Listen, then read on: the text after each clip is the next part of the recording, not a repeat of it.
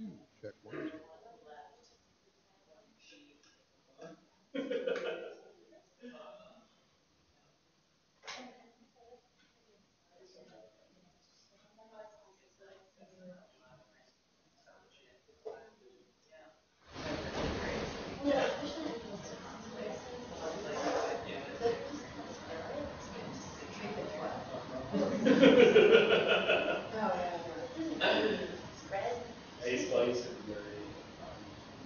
Yeah, we did it one season way too much.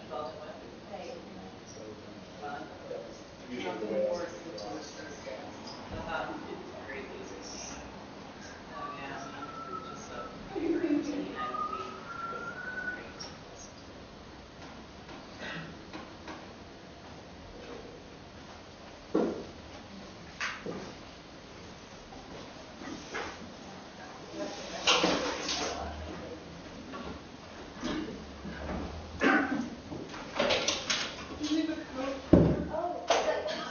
Yep. Good, good. Thank you. At least we can find you, find everyone else.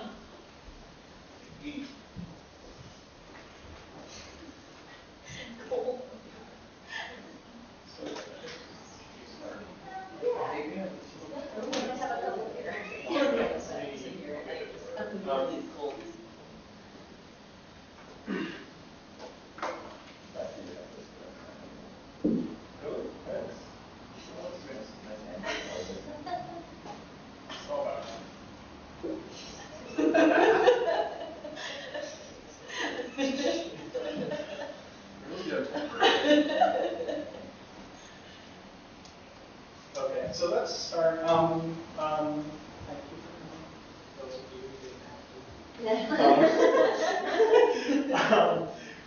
to. Today's speaker is Joseph Keeler. So inspired by her summers spent in her grandmother's garden digging for worms, Jill still cannot keep the dirt out from under her fingernails. While in the Peace Corps in Guatemala, she helped a rural elementary school install a garden and continues to provide food for school lunches.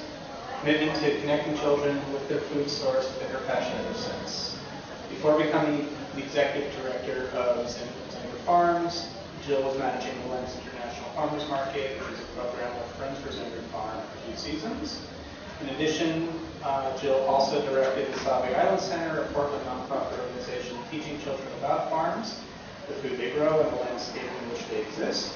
Jill also spent 2 years as the wellness coordinator at Abernathy Elementary, developing a model wellness program centered on the school's scratch kitchen and garden of wonders where students learn to grow, prepare, and eat good food. And today she's going to be talking to us about urban agriculture and food security. Thanks for having me. Has anybody ever been out to Xanadu Farm by any chance? Oh, nerd. I encourage folks to come out and give tours every Friday from 4 to 5 and lots of volunteer opportunities. So if you ever get overwhelmed with the city and you feel a little dirt under your own fingernails, always welcome to come out. So I apologize ahead of time. I'm not a PowerPoint person, but I thought, students may want to take notes or something, so I put a little something together for you all. So I'm going to kind of start a little broadly with what urban ag is and some examples of it all over the country and the world, and then get a little bit more specific about what Xanadu Farm is and what our goals are, what our programming is like. And we'll have plenty of time for questions, and I'm all about an open discussion, so we'll get into that pretty quickly. So a common definition of urban ag that I found is the practice of cultivating, processing, and distributing food in or around a city. I often think of agriculture as having an economic side to it. A lot of people don't. Community gardening. Louder. Did you turn it on? Yep. Okay. Awesome. Sure. A lot of people just see it as the growing of food. I sometimes see farming as having an actual marketing component to it, up to anyone's own discretion. So the values of urban agriculture, why even bother? Why not just have that in rural areas where the rural areas are feeding the urban populations? big one. The food typically travels 1,500 miles from field to plate, and that's a huge cost, transportation, huge energy consumption. So naturally, food growing in an urban setting isn't traveling very far at all. If I'm growing in my backyard, it's as far as I have to walk to my stove. So, and then there's also the point of how intensive you can grow. The amount of food that you can grow in a really small space that often takes a lot more labor and a lot more time, but what you're fitting into a small space is a lot more intensive, a lot more efficient than possibly on a monoculture farm that's just growing potatoes and it's spread out and it's consuming a lot of resources, a lot of water, not to mention the traveling distance. So energy is a big part of why urban ag is a solution. Another are the social factors, the health, not only health reasons, but also just community reasons. Think of community gardens. A big saying the community gardens use is that they're growing community through gardens. So it's the chance for people to get together in a shared space and share ideas not only about gardening but getting to know their neighbors. So there's certainly a social component. And economic, there's employment that's being provided. A big part is just the sheer value of the food that's being grown.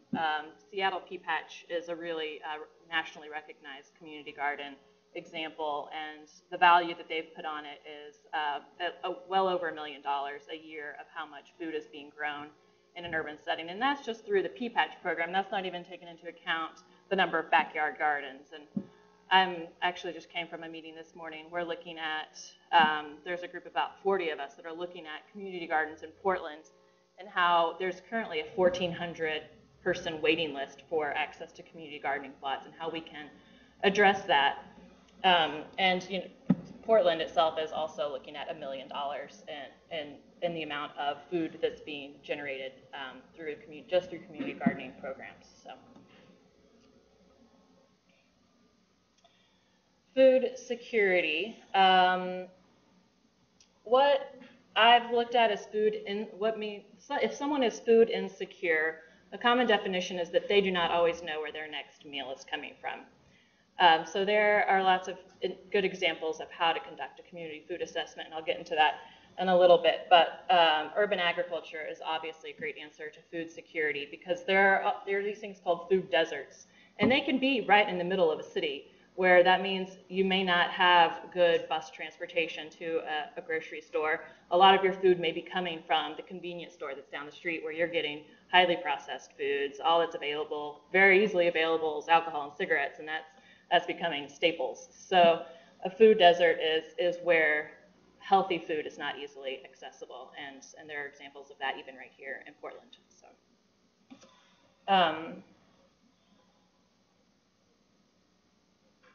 So some barriers that people face to food security. Can anybody think of any other examples?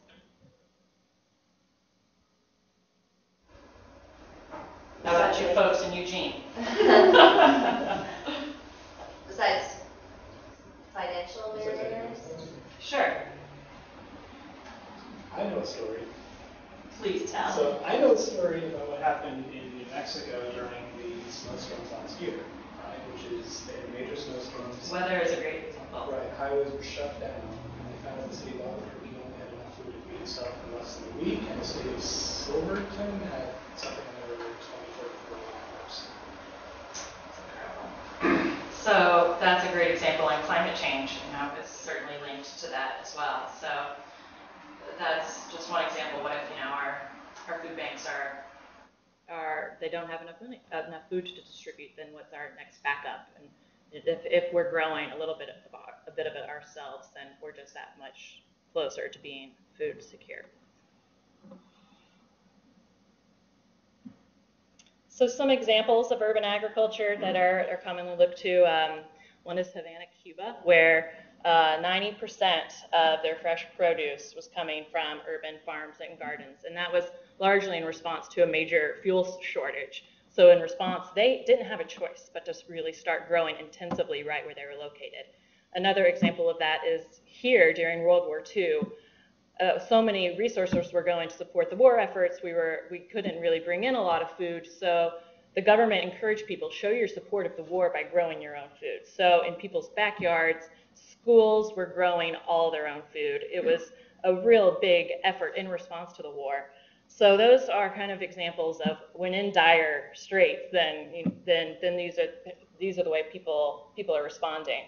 But I would like to see us respond a little earlier, not just in response to catastrophe, but to be better prepared for those situations. Beijing, we were just talking about China. 70% of the non-staple foods, including like vegetables, dairy, coming from suburban agriculture. So the areas just closest right around Beijing are supporting a lot of the food sustenance. There's a lot of examples around China, but that's quickly being threatened just due to the great urban growth that's really eating up a lot of that ag land really quickly.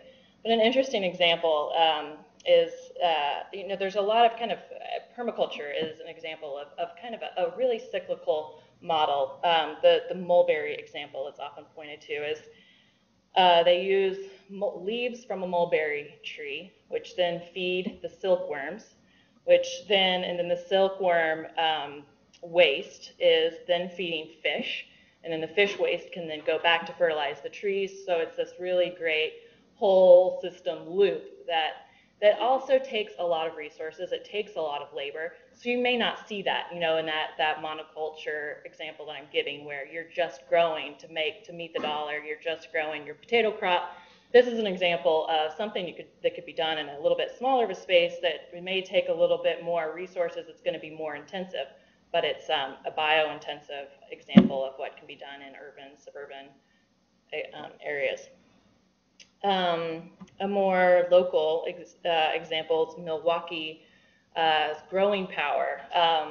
The director of Growing Power is this huge black man who used to play professional basketball, and he's just this force that's incredible. And then after he played professional basketball, he went on and worked for Kentucky Fried Chicken and some big franchises, and was just getting more and more away from his youth where he grew up on a family farm, and knew that there was a link missing. So he started growing right in Milwaukee, and then went on to create this organization called Growing Power.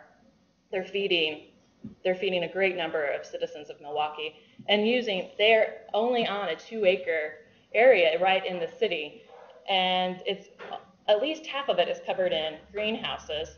And the system that they use, I just went to tour it in the spring, and so on the bottom they have a dugout and they have fish, and then it goes up to a top level where there's a level of plants. And so the fish waste is coming up, being pumped up.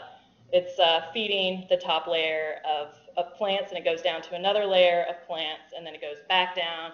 That's feeding the fish, and it's creating this great cyclical pattern. And not to mention, I mean, they're making a lot of money, not only from the fish, but from the plants that they're growing really rapidly. So it's including this vertical component where you're able to fit a lot more into a smaller space. So what's happening right here in Portland? There are lots of great organizations that are doing lots of great work. Growing Gardens is an organization that's working with low-income households, getting them to grow in their own backyards. They help low-income and seniors they help them build their garden. They match them up with volunteers that can help come back and keep giving them gardening instruction. And then they also do classes for those residents on how to grow. Portland Community Gardens that I already talked about.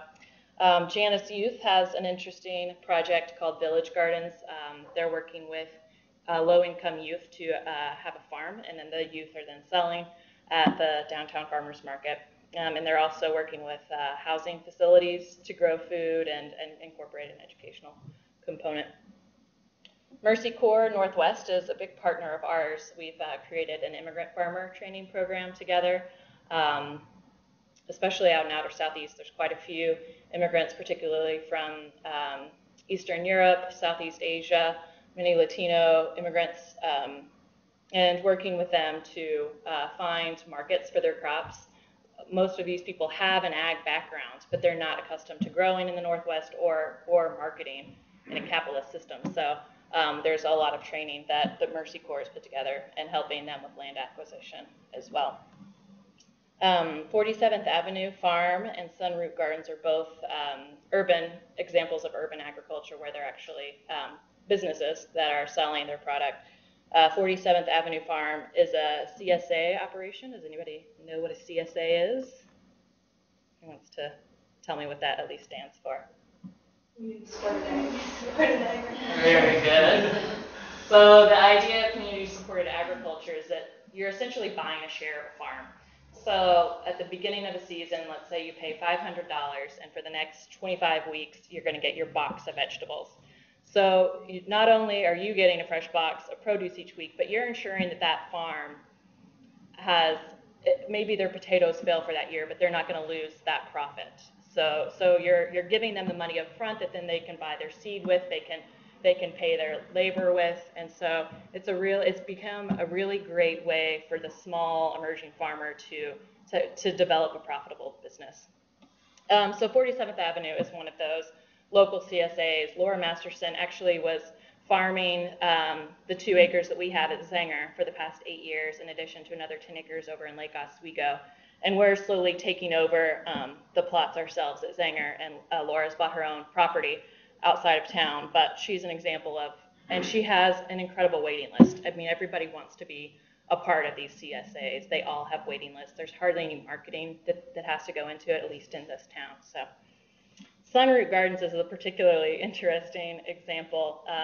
This fellow, Calibri, it's all done by bicycle. He has 45 different plots of land all throughout southeast Portland that could range as small as the size of this room, even smaller than the size of this room.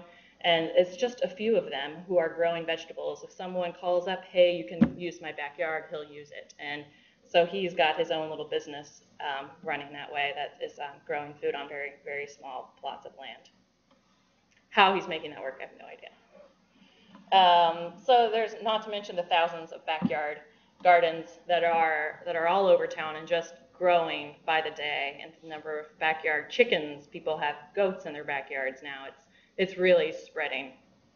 The Diggable City is a report that was done in collaboration with Portland State University and the city to look at what is our land inventory in the city. Where are areas of city-owned property that could be used for urban agriculture? And this study was done about 2 years ago. Now there's a report that's honestly collecting a little bit of dust, because it's the bureaucratic system of how do you take a group of people who's interested in growing and a city property, and how do you work the lease arrangements? How do you make the step of turning that into an active urban ag project? So one of the sites is actually a site that we're working with the city right now to expand our own operation onto. So that's an example of, the city very much wants to make this happen, but with the zoning regulations, there are a lot of barriers in the way. So the mayor and the commissioners are all really interested in how to eliminate those barriers and make it more accessible to more people. So now I'm going to tell y'all a little bit more about Zenger Farm, which is just one example of the good work around urban ag that's happening in the city, and just the one that I happen to know the most about. So this is our mission statement. Zenger Farm is a working urban farm that models, promotes, and educates about sustainable food systems, environmental stewardship, community development, and access to good food for all. And that last piece is really the definition of food security, is access to good food for all. The history, so it was originally owned by the Zenger family. And the last Zenger, Uli Zenger Jr., really wanted to see his farm preserved. He wanted to see it preserved as a green space and a working farm. And so the city of Portland, the Bureau of Environmental Services, purchased the land in 1994, not with really any interest in agriculture, but largely to preserve the 10-acre wetland. So the whole property is 16 acres, 10 of which is in a wetland. And I don't know how familiar you all are with Portland, but Foster Road floods every year. So stormwater management is a real issue for outer southeast Portland. So BES purchased the land largely to preserve the wetland, to preserve the watershed and stormwater management. So after that, there were a group of people who came together who were really interested in continuing the farming operation.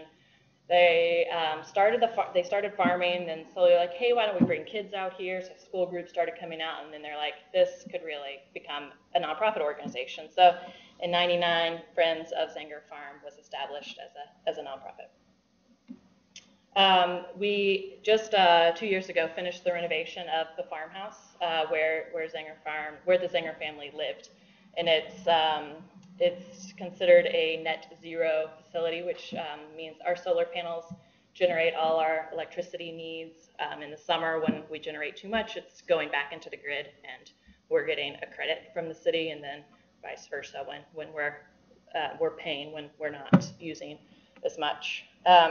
You can see on that slide that there are some pretty massive cisterns that collect all of our rainwater, which then passes through a UV filtration system so we can drink it in the farmhouse.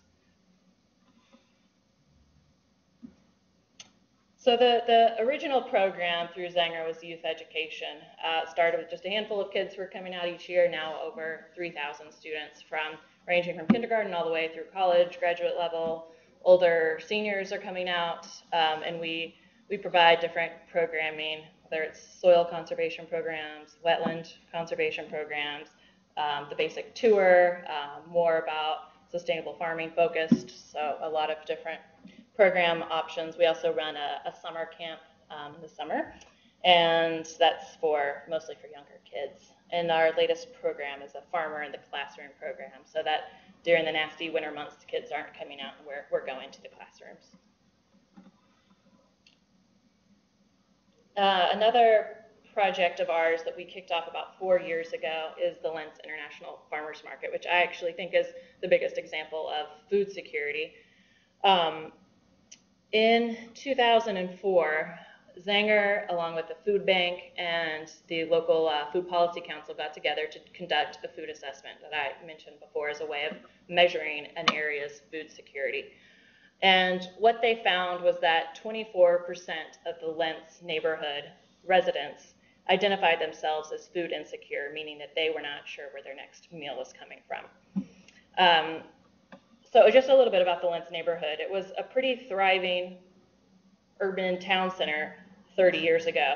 And then 205 was built, and that cut the neighborhood right in half, and it really spread everybody apart. It lost a lot of that cohesion. And then with gentrification happening, a lot of immigrants started coming out that way, so there was a lot of diversity coming in, and a lot of more and more becoming a low-income neighborhood that didn't have that original sense of community and town center. And so this the food assessment was done to see how are all these issues affecting access to food. So there had been several, there was a Safeway that closed down, a lot of the grocery stores went out of business because they were just losing, they couldn't maintain a profit. So after the food assessment showed that 24% of people identified themselves as food insecure, a second survey was conducted to see, okay, so we understand a little bit more what the issues are. What do you want to see in your neighborhood? How would you like to see this addressed? And largely, it was showed that people wanted a farmer's market in their neighborhood. So a group of citizens was convened, and they identified themselves as the Lents Food Group that had the goal of how do we address the food access issues in our neighborhood. So two main goals came with the development of the Lents International Farmers Market. One was to provide access to healthy food and culturally appropriate food for a very diverse neighborhood.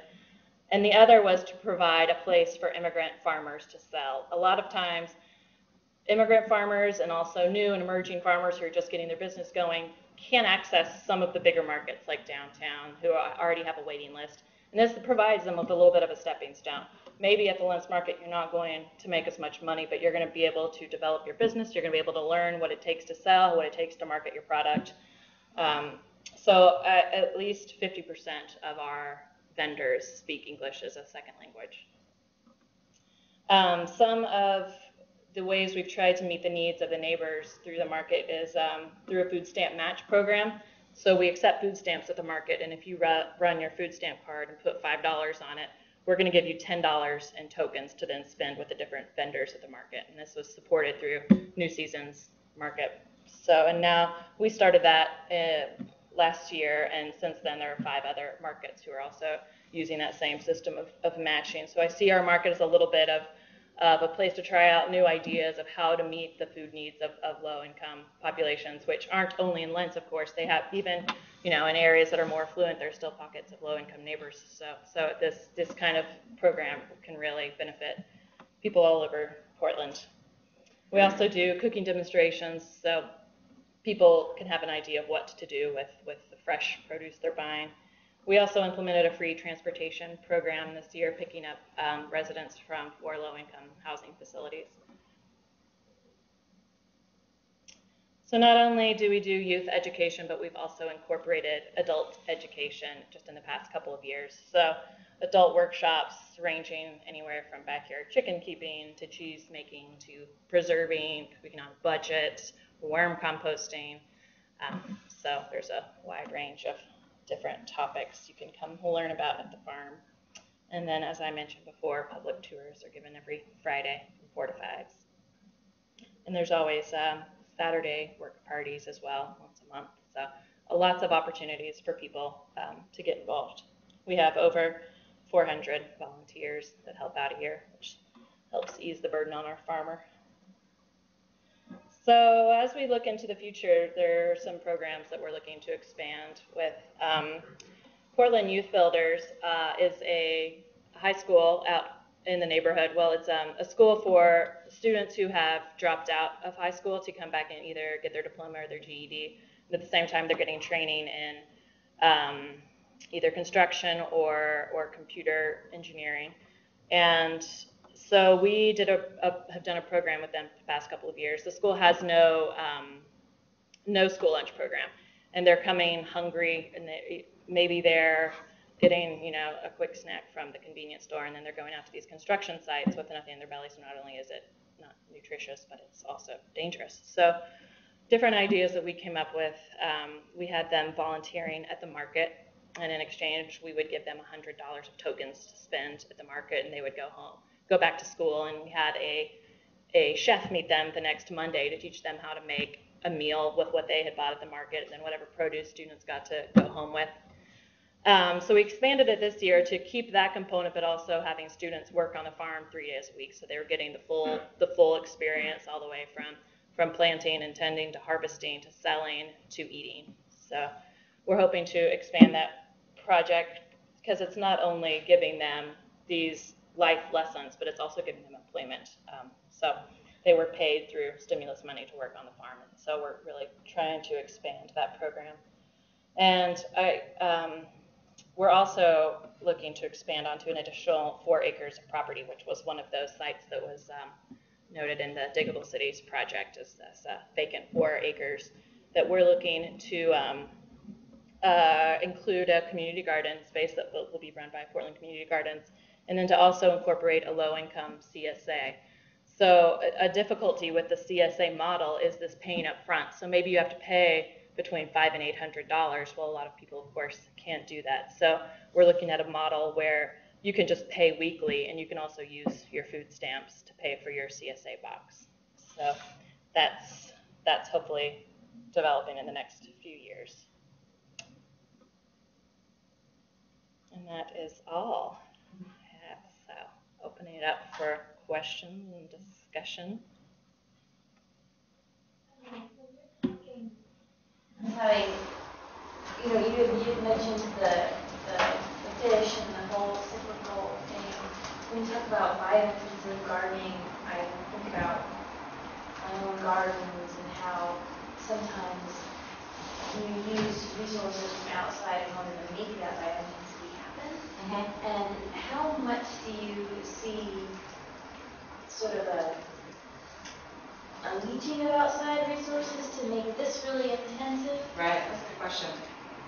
And I think there's techniques you can use to minimize that as much as possible.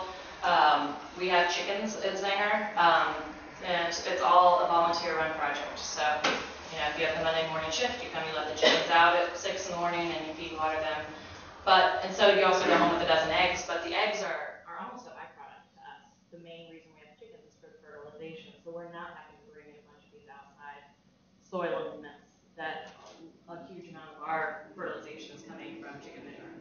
So I think it's really hard to have a completely closed loop system that you're not having to at least supplement a little bit with outside resources. But I mean, that can go on and on. Like, I was just talking with a hog farmer who is trying to get as much of his feed local as possible, but that's also really raising his costs. So, luckily in this town, he's able to sell his pigs for a better price, but he, if he wants to be as sustainable as possible, the way it works now is that costs more. So.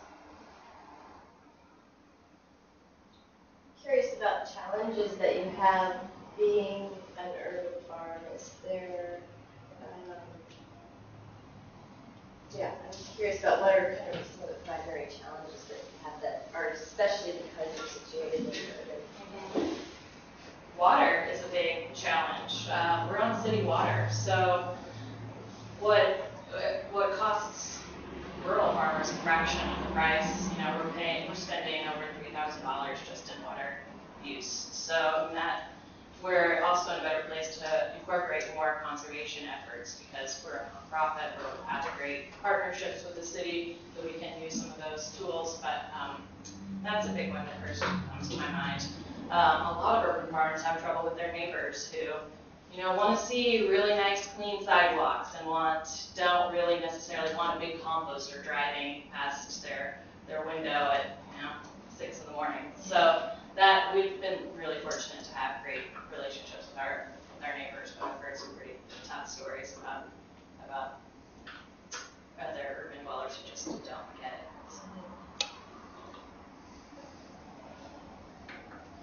So.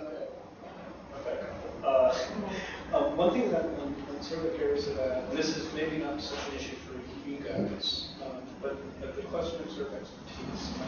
So, as we're sort of advocating for more and more people to be growing food in urban areas, a lot of times when you're talking about people who don't have kind of extensive backgrounds with agriculture.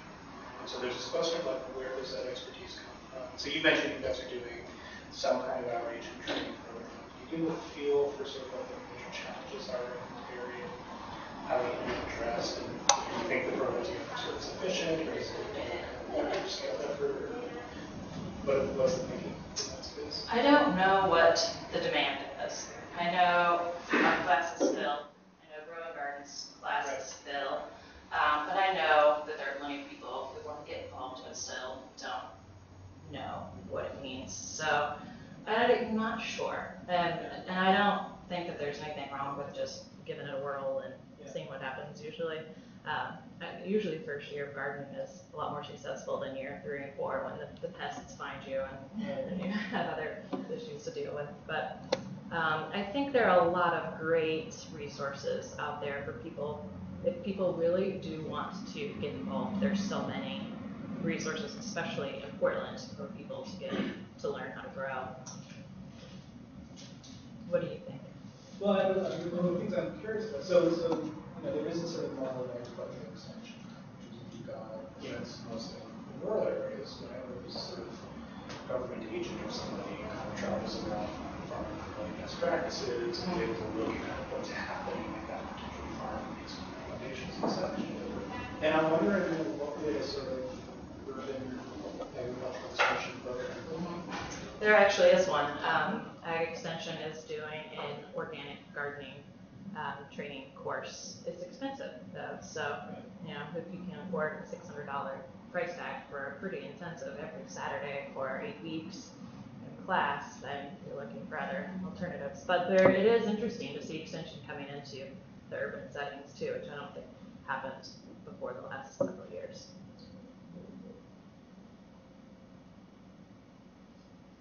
I'm curious about what your opinion is on community gardens. Mm-hmm. Just because what I see is that a lot of community gardens, some of them are very intensive and maybe grow food, but some of them are more like a hobby and it's sort of a thing for show, and maybe you never harvest your kale, and the leaf is so pretty. And so I'm kind of curious what Right. your opinion is. I think that's a great point. And a lot of people are just using it for ornamental value. A lot of people are just growing flowers, and there aren't any regulations that say you can't do that. I don't think I have anything wrong with it. Just like people growing Christmas trees or people growing grass seed, they're trying to make a profit off growing something, and it may not be food, but at least it's not a subdivision going in. That's a lot harder to replace than a Christmas tree farm is. So at least they're involved, at least they're getting the community value of it, talking with their neighbors, and maybe eventually, they're going to start incorporating a little bit more food because that looks fun and wow, I can actually eat something fresh that I grow. And so I just think growing in general is a step. It is good to see the community garden space really valued since there is such a waiting list of people who want to grow food. So it's certainly not my ideal, but I would want to see a lot, but at least it's a step of someone who may not be involved otherwise. I'm really this is just a comment, I'm very excited, especially when I look back 20 years, when organic farming was this really kind of counterculture thing that if you had a trust fund, right, you could be an organic farmer. And now seeing it kind of really crop up in a significant way in the city is remarkable. And I think, as you brought up, it's happening in other cities. And I think it's going to be interesting to see what kind of challenges places are faced with, depending on the city and depending on, say, incomes, average incomes in the city, or water limits. Like Albuquerque is a great example of that. Like, how is Albuquerque going to exist in 20 years? That's a different question, but it still is. To me, it's actually it's a very big. It's a big deal, but it's also happening in a way that is works very easily with contemporary culture versus like the whole sort of back to the land movement, where a lot of organic gardening actually came out of. So it's just a comment. I think it's very exciting. It's very interesting. I was interested in organic farming 20 years ago, and but was sort of dismayed by the culture of it. Right. And rural living. And now it's mainstream. Yeah. And it's becoming more and more affordable and much more common practice. To me, I think I place a little more emphasis on the local than the organic necessarily, but I think incorporating as many sustainable growing practices as possible is the zen your lunch, at least. Mm-hmm. So a question on sort of limits. So the sort of advocates for big ag, right, argue that urban agriculture is unstable, you cannot actually, right? You can, Right. Therefore, you need to have, and things like staple crops. Yeah, I don't know how it can be done either. Yeah. And do you feel for like, what? Do you feel for kind of where those things are? I don't, and I've never found a good answer for that. I mean, looking at Havana, 90%, that's just fresh produce. Where are their grains coming from? So, I don't think, and not to mention the economies that depend on ag that aren't in the city. I don't think anybody really wants to replace the rural growers who depend on their markets in urban areas. It's just trying to get it as close as possible. I don't know though. It's a question I've been asking a lot. Is how much can a city actually support itself? Have you seen anything? No, it's been, but I'm also looking for that answer. Yeah. I'm also curious to know. Are you guys interested at all or doing anything around sort of like seed banking? Mm-hmm. We have not done much since this is our first year taking over the farm ourselves since a separate business was operating. farm on the property. But I would love to see us get into that more. Maybe you can explain a little bit more about what's happening with seeds. Sure. I don't very much. Right, but, there's this issue around, there's sort of a couple of related issues. One has to do with sort of monocultures reducing the diversity of available seeds, and why that is not a good thing. And at the same time, there's also this issue of security, which is that if your seeds are continuously coming from far away, it's a supply chain issue that can't be interrupted. So one strategy that is being employed is the idea of sort of saving seeds and creating kind of archives of heirloom varieties that are both preserved biodiversity, but also kind of cache these things around the world. And the best way that's done is with the home gardener. That's where the most success happens is, grandma who's been growing her own tomatoes from her own seed for 50 years, and she's created her own variety of a perfect tomato that could then, it's just adding to biodiversity. And we've lost thousands of different species of vegetables, fruits through the years, and saving seeds is a great way of hanging on to that diversity. How about some other folks?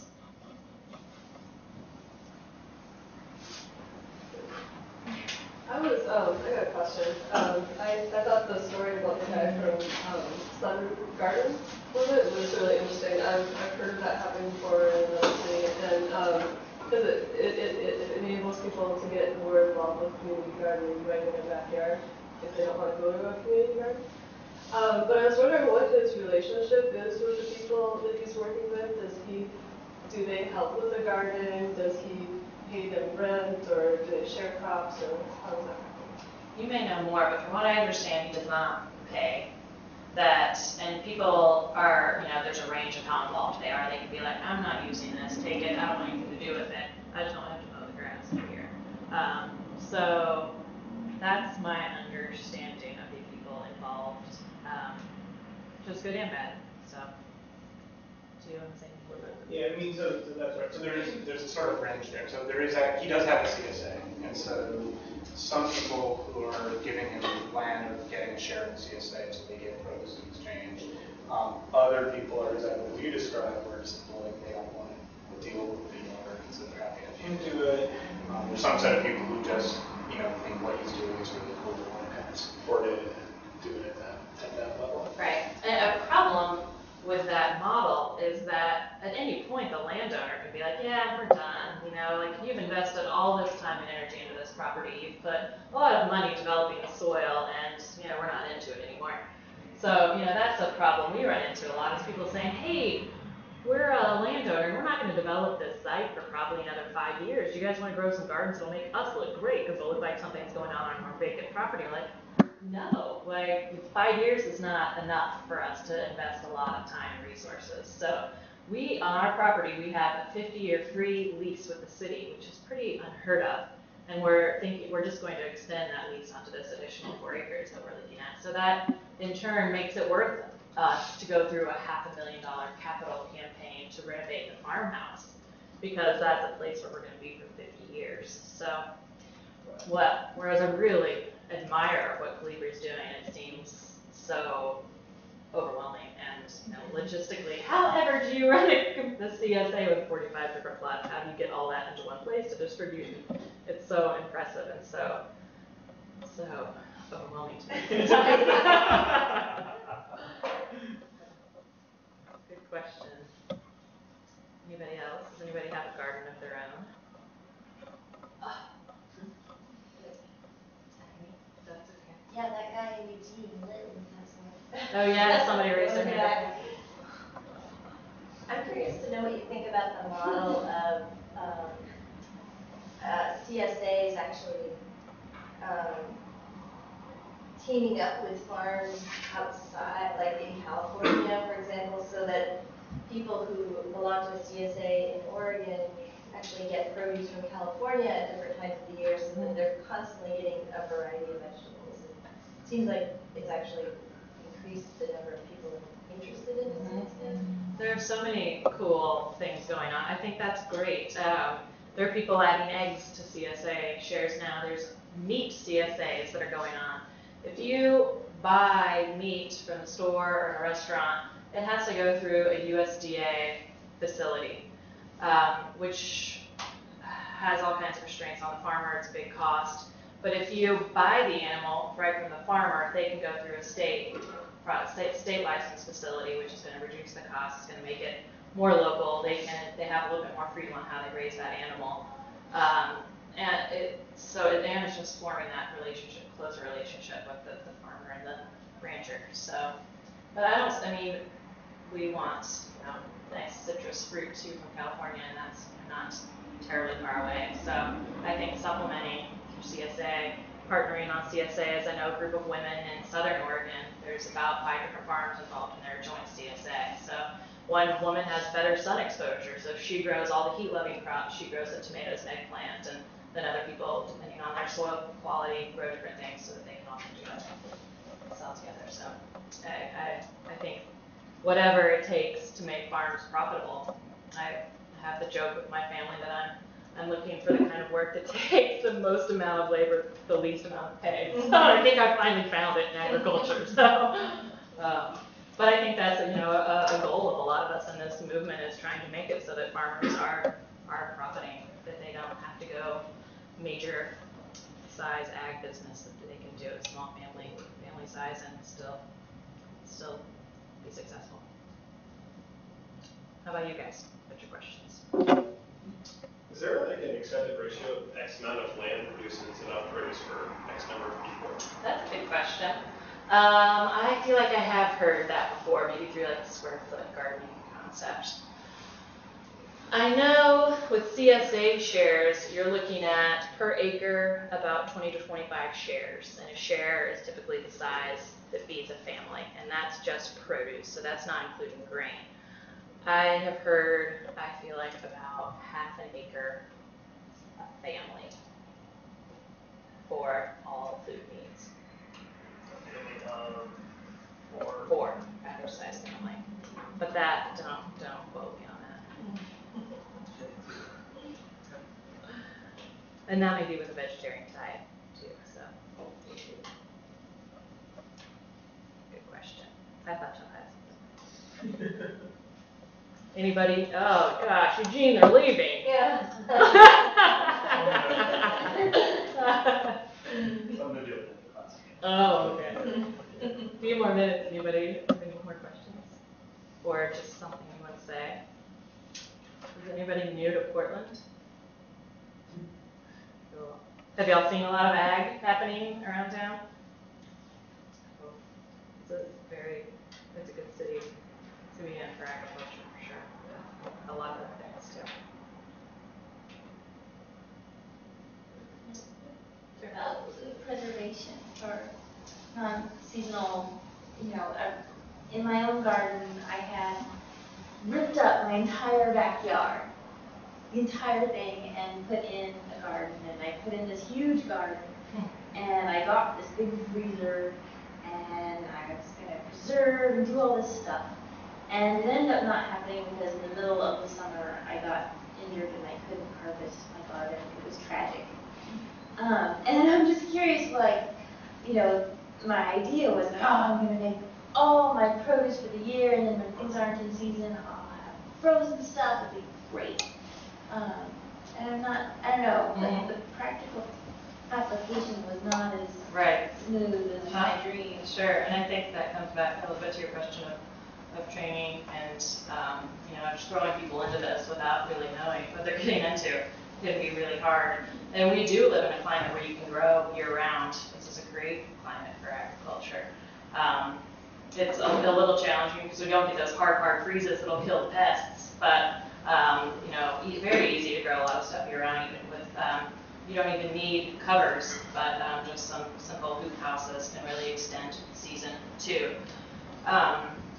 But I think preserving, there's so much there that people, probably all of our grandparents put up, was one thing to say. But I feel like so much of that knowledge is lost. My mom didn't want anything to do with it. And now here I am back to preserving. And we do preserving classes at the farm. A lot of folks do. And I think that that's really what's going to save us eventually is keeping that preserving going. So during the lean times, you've got your stock set up. So I think it's just a matter of planning a little bit better for your own garden so that you know that your crop's done before first hard freeze and you're still able to. And a lot of that has to do with the right seed. It's not just the right kind. It's just not broccoli. It's the right kind of broccoli. So.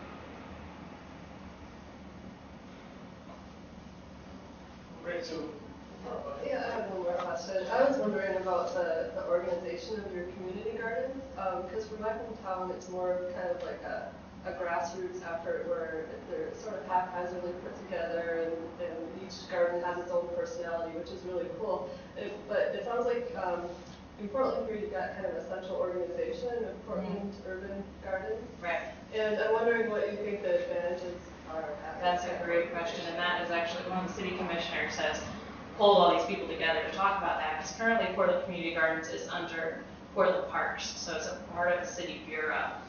There's a related nonprofit organization, Friends of Portland Community Gardens, that helps a little bit with fundraising, but Portland Community Gardens just gets a fraction of the overall parks budget, so it's really just operating on a shoestring, but still serving 4,000 gardeners on about 40 different plots throughout the city. I don't know. I think you really do need that connection to the city because they're going to be your biggest landholder. But whether or not they're the ones who own the project, I think there's both sides to that question. I think a little bit of the haphazard thing is, it's good, and it's what people organize themselves. So.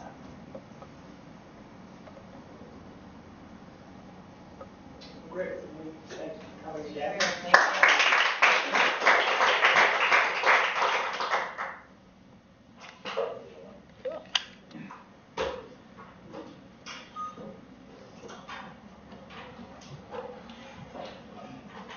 So